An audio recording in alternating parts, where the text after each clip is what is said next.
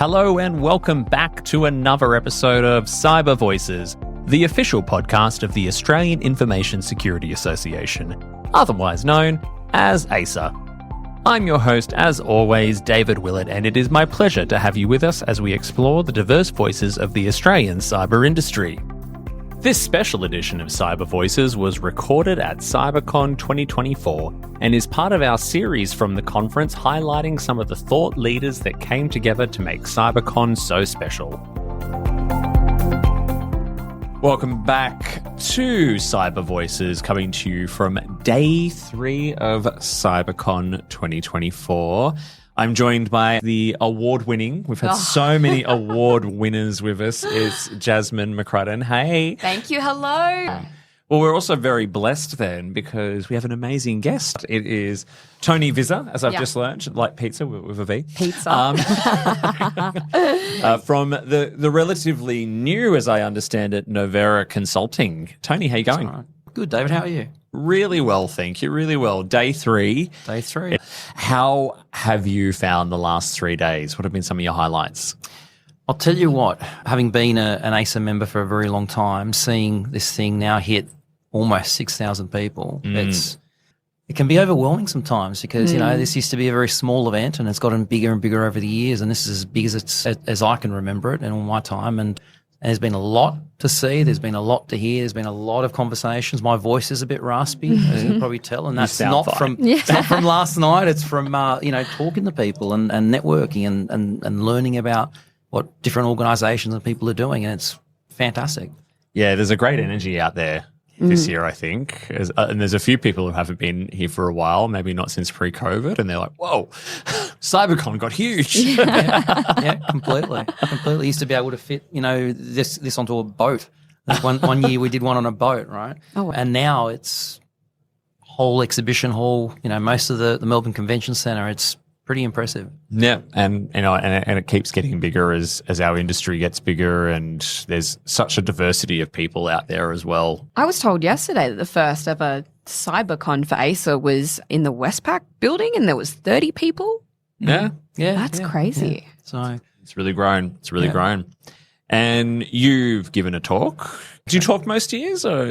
Most years, yeah. So having been involved in various capacities in AISA over the years, I was a board member at one point for AISA for 3 years, so I've been doing a fair bit of talking. I've opened up some of the conferences and stood in front of a few thousand people, which is always intimidating and fun. But I did a talk yesterday in regards to directors' duties and cybersecurity, and are we at a point now where directors need to be thinking of cyber from a security by design perspective, was my talk.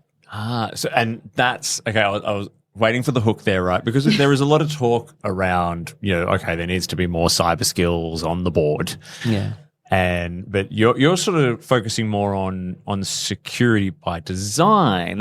What's your angle on that? So the angle is less around cybersecurity and developments within cyber, but more around how the legal side of things is progressing to the point where there's an expectation, or there's almost an implicit expectation by people that companies take this seriously. Mm-hmm. So it's no longer a case of, do board members need to be tech savvy or do they need to be cyber savvy, but they need to be informed with the right information that allows them to make the decision to prevent the harm from occurring. Mm-hmm. And I think there is a bit of a disconnect, because I think a lot of people, particularly within the cybersecurity community, often say, we need board members to be more cyber, smart.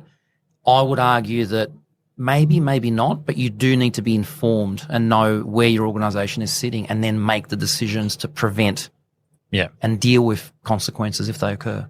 Are you coming at that from more of a, you need to at least understand it, right? Completely. If you're a board member and you're being told about secure by design, or you're demanding that we need to be secure by design, you need to have a fundamental understanding of what that means, right? Correct. And the argument I've made, which is based on a research paper that I wrote, is that the law has moved so much over the last few years with the expectations that have been set, the breaches that have occurred, developments overseas, that board members now need to be thinking that for us as board members not to get in trouble under the Corporations Act, we need to start thinking about security by design, because anything less than that may not be good enough anymore.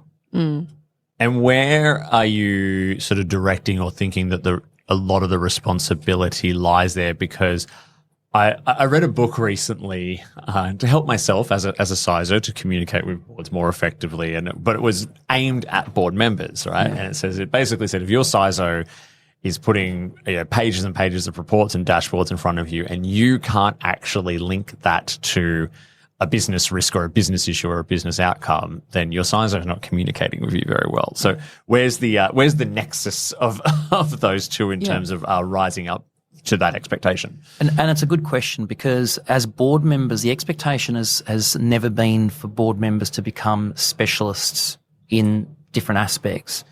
Their expectation is often set by law as being your noses are in and your fingers are out of operating an organisation. So what they need to get is the information that allows them to make a decision. That's not 300 pages worth of technical reports or dashboards. That is the CISO saying, look, based on what I know and what I'm doing and the things that I'm overseeing, what you need to know, Mr. and Miss Board Member, is we have these issues and these risks, and I would recommend we do A, B, C. They don't need any more than that. It needs to be quite abstract. Yes, right? yeah. Unless you're talking to a board member who's a cybersecurity professional, and there are more and more of those, but there aren't as many as there could be. I think we all agree. What's kind of the conclusion you're sort of reaching? Because I think your talk is posed as a should they or should we as board members? What's the conclusion you're reaching at the moment? The conclusion is that based on what's been occurring over the last few years and based on the changes in regulation and in laws, that we are now seeing in the US a situation where board members are being personally charged with instances where their organisations have been breached. And the regulator there has gone after individuals to say, you did not do enough, right, as a board member, and you got breached, and therefore we're going to penalise you. ASIC here have said that they've started doing that here for board members where organisations are being breached. So all of a sudden, without going into too much legal conversation, did the director do what was fair and reasonable to protect the organisation, its reputation and its financial position in spending or not spending on cybersecurity, and that caused the breach? And that's the question. It's a big question mark, because that's going to be what we're going to see play out probably in the next 12 to 24 months. And if the answer is no, you did not do enough, then board members are very quickly going to learn about cybersecurity, and we're all going to be very, very busy people. So Yeah. And so you've been to many AISA CyberCon events. So what makes this year different for you?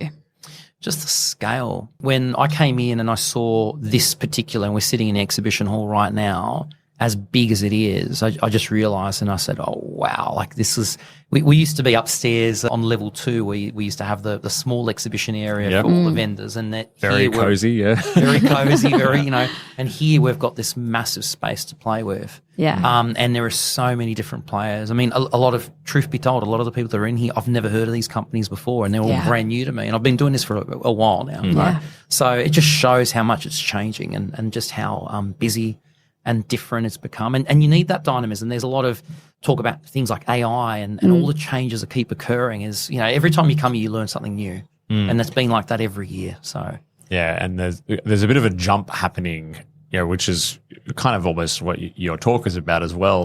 There's a lot more people who are a lot more interested, because not everyone out there on this floor is necessarily working directly in cybersecurity at the moment. There's a lot of people in risk. There are CIOs and CTOs. There's probably even quite a few CEOs out there as well, and a hell of a lot of students too. Yeah, which absolutely. is really, really, really good to see. Yeah.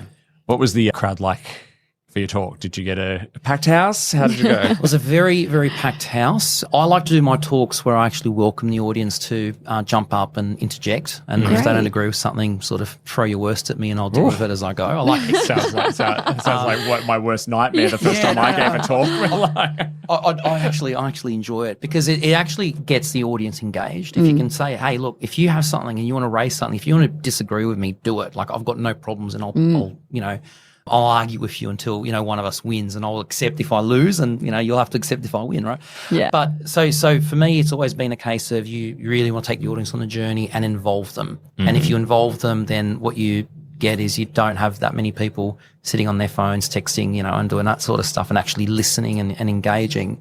And that was very much apparent yesterday. So it's something that I think very carefully about when I craft a presentation is how will the audience receive it?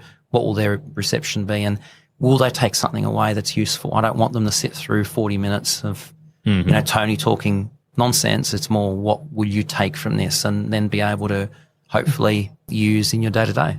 Did you get many of those interjections this time?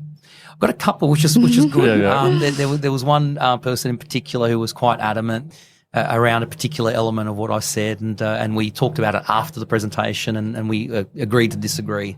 Okay. But in a polite way. What was the issue there or the disagreement? The contention was around reasonableness. It's always going to be a difficult one, so I won't, without going into the Of course. What is reasonable. And again, what is reasonable can be very different things to very different people. And this discussion literally got to the bottom of it because what I felt was reasonable in that particular argument was not what the person who was talking to me about felt was reasonable. They thought it was this. And the truth is you can both be right and both be wrong, and it depends on the context. So, what other kind of questions did you get?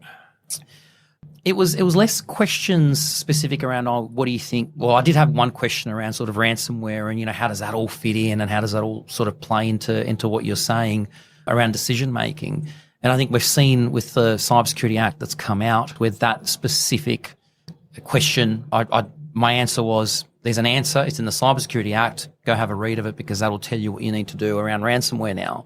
So that was addressed fairly easily. But a lot of people were generally more around some of the legal aspects and making that connection between directors' duties and security by design, and why would I argue that? And I flowcharted it all because cyber professionals like their flowcharts. Explained to them through case law how it all works and why. And it seemed to make a bit of sense for them at that point. Awesome. We get a lot of submissions for talks at CyberCon. You've given a few yourself. So I think this year we had about 700 plus. Yeah. And we whittled that down to, the 300 to 400 concurrent sessions we have going. And as it grows, it only gets bigger and bigger. Yeah. What advice would you have for anyone listening that's maybe thinking of throwing their hat in the ring either at Canberra next year or for the Melbourne conference? Think of your audience. And the reason why I say that is because you want your audience to walk away with something useful. And that's why things like sales pitches never work, because ultimately it's not about that. It's what will resonate with the audience. And remember, you do have a very diverse audience set. So you can't be thinking about, what can I teach pen testers, or what can I teach, whoever it might be.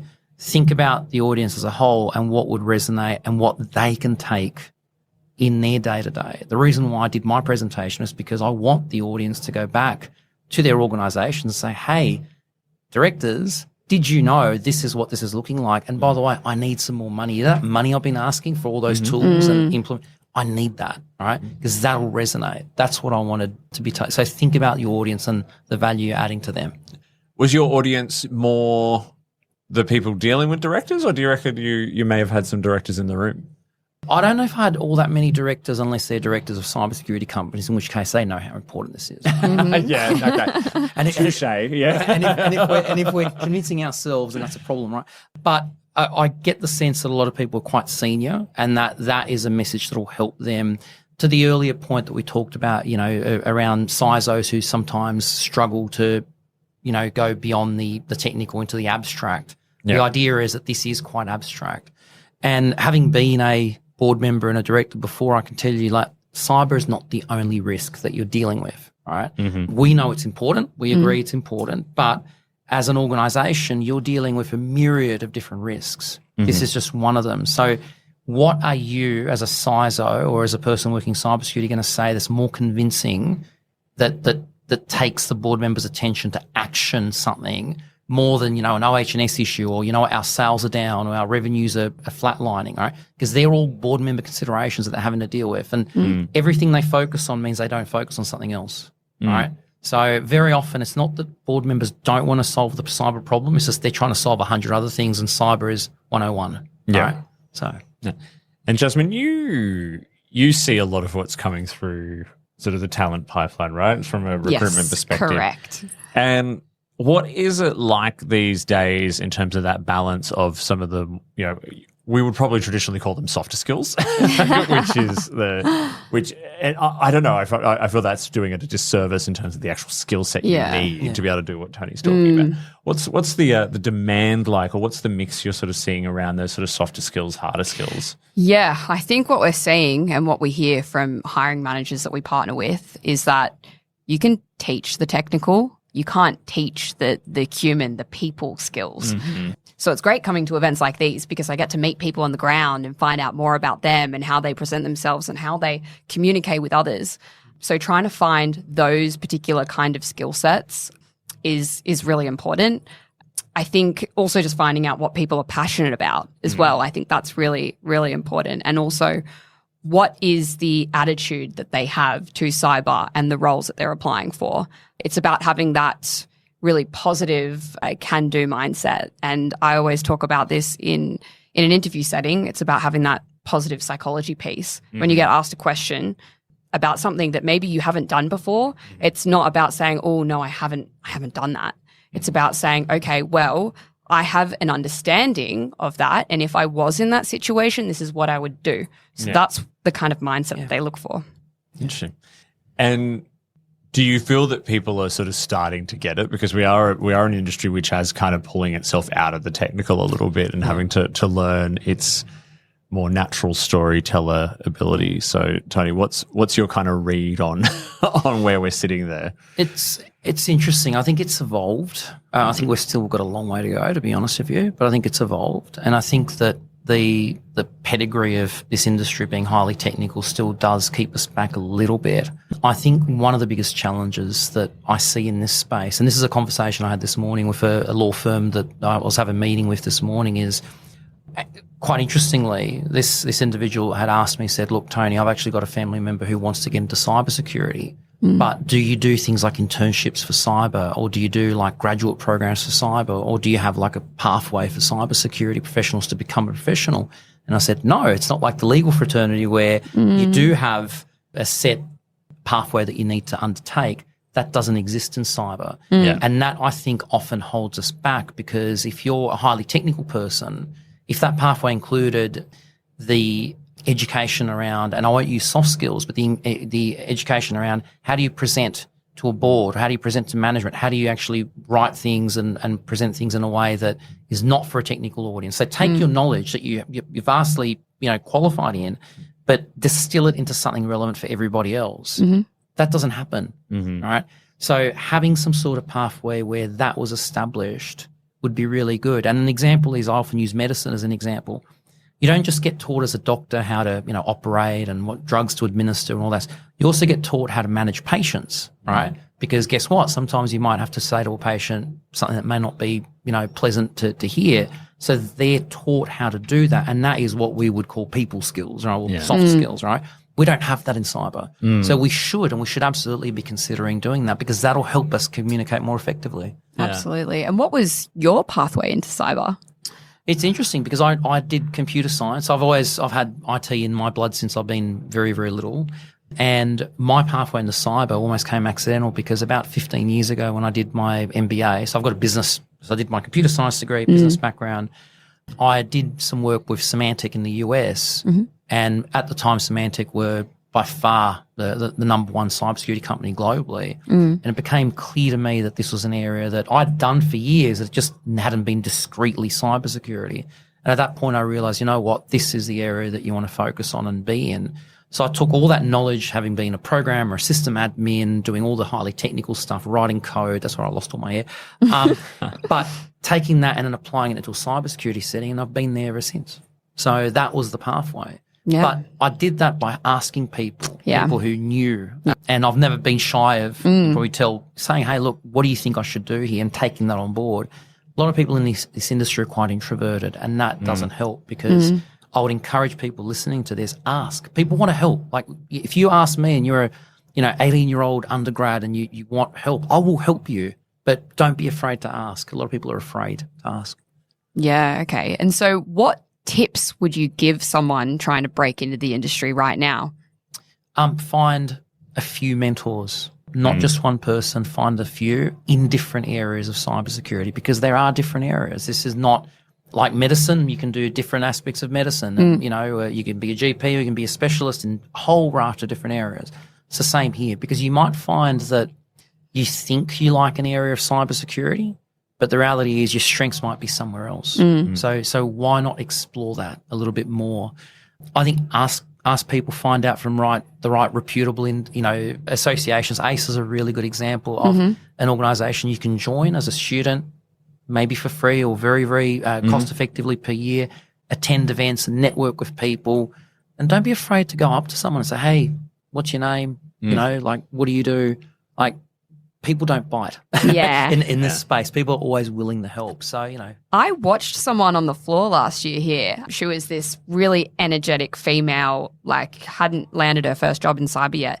But I watched her walk all the way up to this person that looked like they had authority. And she just walked up to them, put her hand out, said, "Hi, this is my name. This is what I'm passionate about. You look like someone who knows what you're doing.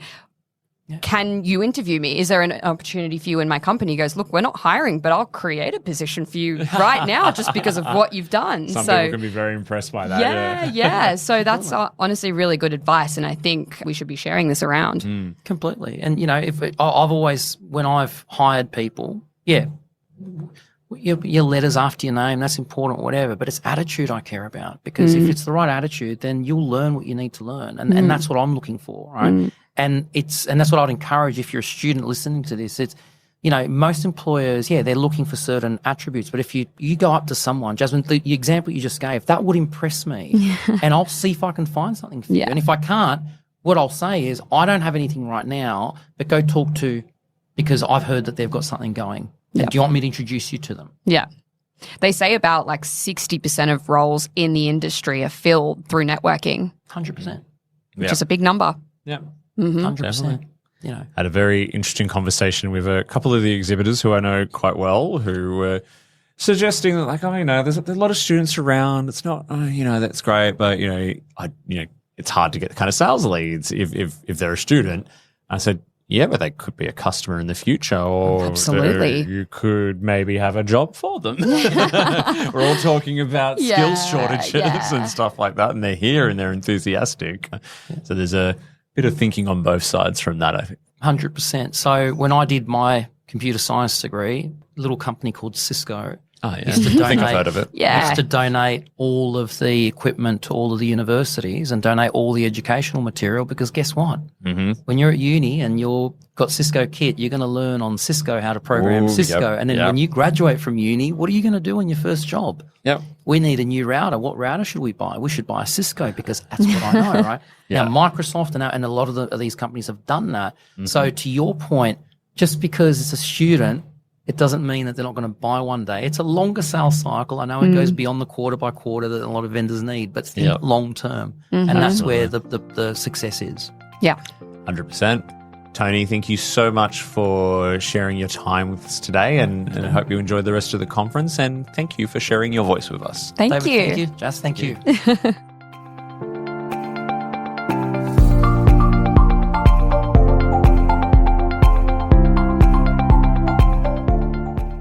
Well, hello there, fellow podcasters. Are you looking to level up your podcast game? Well, let me tell you about This Is a Studio. This Is a Studio is where we record cyber voices each and every single week.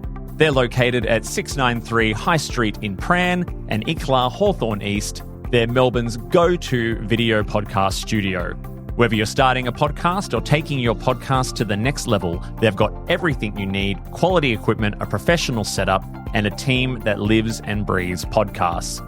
And if you're like us and thinking about going live, these are the folks behind the scenes at events like the AFL Grand Final, Equitina Melbourne 2024, and of course here at CyberCon 2024 as well. Seriously, these guys really know their stuff.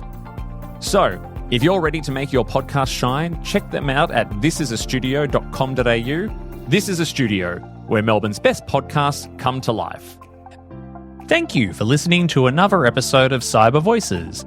Our music is by Sanar Garut, our show artwork is by Studio Quarantine, and we record our show at This Is a Studio in Pran, Melbourne, part of Popplant Productions. Please make sure you follow the show on your podcast platform of choice and leave us a 5-star review. This will help others find the show. Also, please follow the association on LinkedIn and Instagram. If you want to add your voice to our ever-growing chorus of diverse cyber voices, have questions, feedback, or would like to be a sponsor, you can do so by emailing us at cybervoices@aisa.org.au. That's cybervoices@aisa.org.au. Are you an AISA member? If not, you should consider joining our network of over 12,000 members across Australia. An AISA membership can open doors, build professional networks, create lifetime friendships, and offer exclusive training, events, and other perks. Become a member today by heading to our website at aisa.org.au. That is all for today. I hope you will join us again next time on Cyber Voices.